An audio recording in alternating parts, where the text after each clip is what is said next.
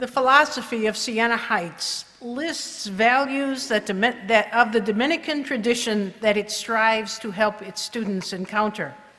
Among those is the imperative to witness one's values to the world. In the tradition of numerous Dominicans, Charles Fort has allowed his art, his poetry, to witness his deep values to the world. A review of his biography reveals a lifelong commitment to practicing his craft and assisting others to develop and express their voices. Before his graduation from Siena Heights in 1974, Charles was the first editor of Siena's literary magazine, Eclipse. He earned his MFA in creative writing from Bowling Green State University. His nearly 30-year career of nurturing college students in the skills of expressing themselves through writing engaged him at Xavier University in New Orleans, the University of North Carolina, Wilmington, Southern Connecticut State University, and the University of Nebraska at Kearney. At the University of Nebraska, he held the distinguished Paul Reynolds and Clarice Kingston Reynolds Endowed Chair in English, winning the Outstanding Scholarship and Research Faculty Award in 2003. He established a low residency MFA program between the University of Nebraska campuses at Kearney and Omaha, hosted visiting writers, and consistently challenged his students to reach their potential as writers. His published works include The Town Clock Burning and We Did Not Fear the Father, new and selected poems. Many of his poems have been published in such journals and anthologies as the Georgia Review and Best American Poetry. His work has received significant praise. For example, Vermont Poet Laureate Sidney Lee says, "Here is a poet who can weave magic out of bleak fact."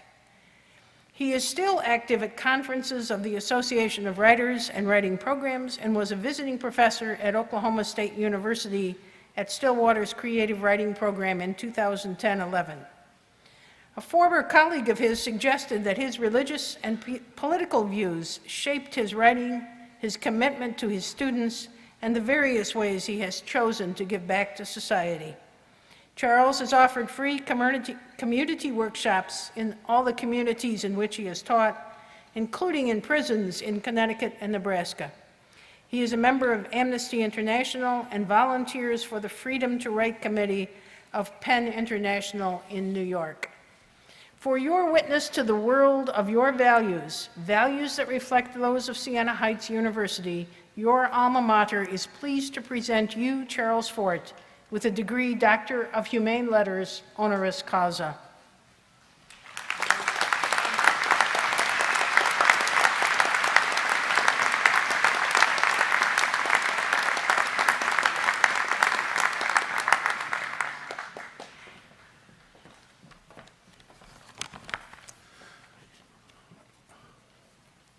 I am grateful to receive this high honor from Siena Heights University that began for me as a freshman and English major.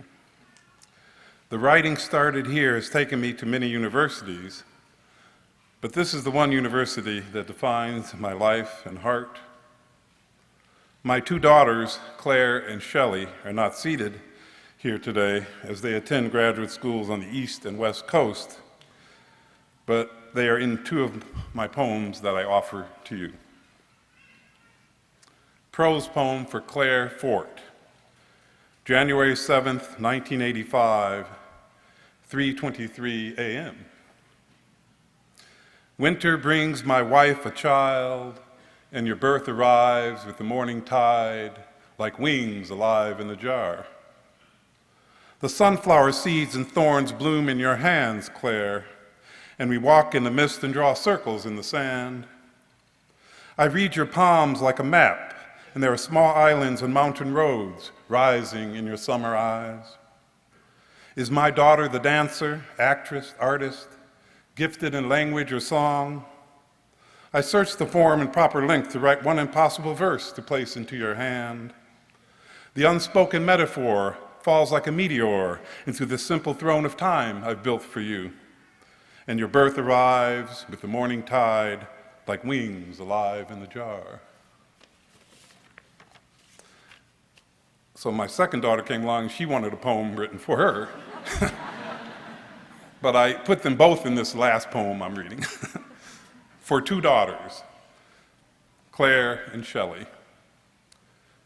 There is no history in their eyes as they tap the lilac drum and birch, roll out the silver necklace into a straight line over the stone and open wound.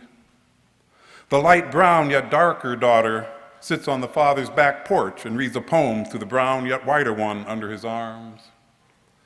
There is no history in their eyes, only the ancestral trick light, pulling the cart out of the mud and war with mules, peasants, and slaves. There are 1,000 metaphors, a father's fortune in their eyes. A hollow star, a broken wheel, caboose, wild horse, wings over the blue pond. Their father's pen replaces the hollow star with a broken wheel and drops a whistle on the train as wild horses graze and stare at the wings above the blue pond. There is no history in their eyes, only two daughters in the backyard hidden under the cellar door. This is their evening of metaphor. Thank you, Siena.